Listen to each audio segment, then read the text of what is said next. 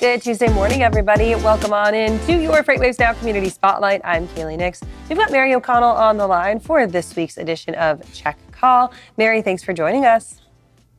Thank you, guys. You know that this is the best way to start your Taco Tuesday. It might be a little early to get a taco and a margarita, but you can definitely have a breakfast taco and some coffee. Breakfast taco and some coffee or a mimosa, I think it's the way to hit. But let's get this out of the way, and we'll talk radar before we get into our breakfast tacos this morning. And this is an interesting topic. It's going to be fully illuminating for me because as a meteorologist, when I think radar, I see radio detecting and ranging. I see the acronym, I see the weather application. That's not the case for this company. Talk to me a little bit about it and your guest for today. So it's not from a movie, and it's not a lovable character from MASH. Radar is a geofencing location services tool. So basically what it does is, it kind of says, hey, you're in this area. Like it's really providing a great solution to those in transportation and logistics, because when a carrier arrives, it can say, hey, they've checked in, they're here, this is where they are, and it will say they actually arrived at this time. So that way, when your carrier's like, well, I've been here for 2 hours and nobody's loaded me, nobody's even come and talked to me, I'm just sitting here waiting, it says you can actually go verify, like, no, you've only been there for 5 minutes, so calm down. Or you can say, oh, you have been there for 2 hours, but what door are you in? Let me get someone to help you. And it kind of, some of them get very precise that you can even say, okay, he's at this door, like, what's going on? Why hasn't anything been happened? Why hasn't anything been touched? And so it really kind of can get kind of granular and specific and say, hey, it's more than just, hey, he entered this geofencing zone, he's there probably somewhere. It gets a lot more granular, and it provides that more concrete data of, being able to actually service and help your carriers and your shipper. Geofencing isn't necessarily technology that is like new to the industry. We've been talking about it for quite a while, but it still seems like something that isn't necessarily widely used, right? And when I think about geofencing, it's a technology that really doesn't have insidious or nefarious use cases to it. Like, we use it all the time, right? If you have a boarding pass on your iPhone, for example, when you get close to the airport, you're geofencing your location. So your phone knows to pull up your boarding pass because you're close to the airport. Boom, that works. Why is there hesitancy to use it or to apply it? Or why has there been this kind of delay in application if it seems like it's good technology to use? So a lot of it comes from that whole point. We've talked about it on previous episodes, but we kind of get into the nitty gritty of it this time. And it's that, there's those two main different kinds of geofences. It's that circle that I put down on a map and I say, anything in this circle I care about.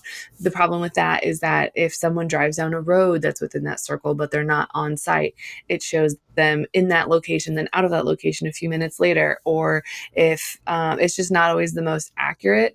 And then the other type of geofencing is where you actually draw the concrete line around it, but that would take hours and hours and like years to sit there and hand draw everything and make all of your specific points a certain location. So that's really not a feasible option for most people anyway, considering it would take a team. For like an average medium to large shipper, it would take a team of like 10 people 3 years to draw out all the locations, not including anything that they add. So it's something that that gets better data, but it's just a lot trickier to get it set up. So this is kind of radar kind of bridges that gap and says, we know that these location services are here, and it's a little bit more than just, hey, here's a fence that once someone comes in, you're going to know about it.